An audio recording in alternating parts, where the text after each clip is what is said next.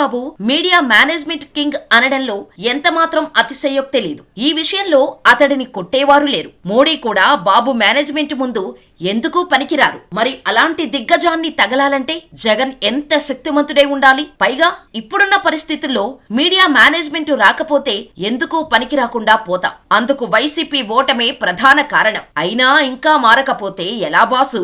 తుపాకీ దెబ్బకు కాకులు ఎగిరిపోయినట్టు సోషల్ మీడియా నుంచి వైసీపీ అనుకూల హ్యాండిల్స్ ఎగిరిపోయాయి. దానికి చాలా కారణాలు ఉన్నాయి. పార్టీని నమ్ముకున్న, అభిమానించే హార్డ్ కోర్ ఫ్యాన్స్ ను వదిలేసుకోవడం, డబ్బులు ఇచ్చి సోషల్ మీడియా జనాలను అపాయింట్ చేసుకోవడం, కేసులు పడినప్పుడు సోషల్ మీడియా హ్యాండిల్స్ కు అండగా నిలబడకపోవడం, పైగా కూటమి అధికారంలోకి వచ్చింది కనుక ఏం పెడితే ఏం వస్తుందో అన్న భయం. కానీ పాయింట్ టు పాయింట్ మాట్లాడితే, పాయింట్ టు పాయింట్ ఎత్తి చూపితే ఏమీ కాదు. దుర్భాషలు ఆడితే, తప్పుడు ప్రచారం చేస్తే, కావాలని అసభ్యకరమైన భాష వాడితే అప్పుడు సమస్య.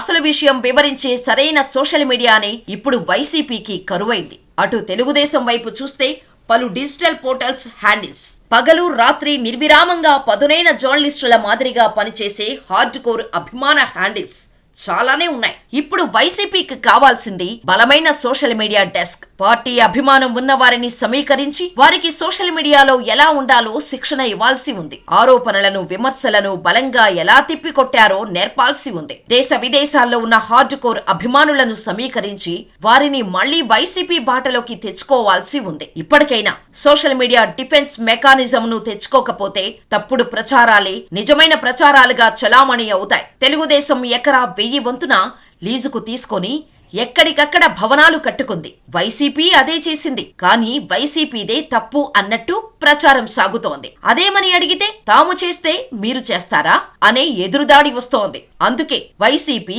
ఇప్పుడు పార్టీ కన్నా ముందుగా సోషల్ మీడియా వింగ్ ను పటిష్టం చేయాల్సి ఉంది.